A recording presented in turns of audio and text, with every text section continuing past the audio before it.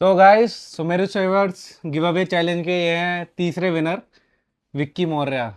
इनको जैसे ही पता चला ये तुरंत ही शॉप पे आ गए अपने वाउचर का फायदा उठाने के लिए। तो आपने क्या लिया विक्की? मैंने लिया है एक शॉर्ट्स, एक टी शर्ट और एक लिया है योगा मैट।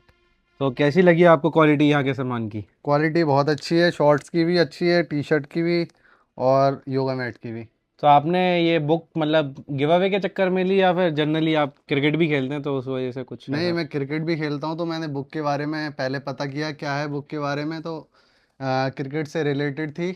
तो मैंने बुक भी लिया और बुक के बारे में पढ़ा भी। बुक काफ़ी अच्छी थी और कैसे क्या प्रोसेस था भैया का और क्या था क्रिकेट में, वो काफ़ी मैंने पढ़ा और अच्छा लगा। चलिए थैंक यू गाइस। सुमेरु सेवर्स बहुत ही अच्छी बुक है।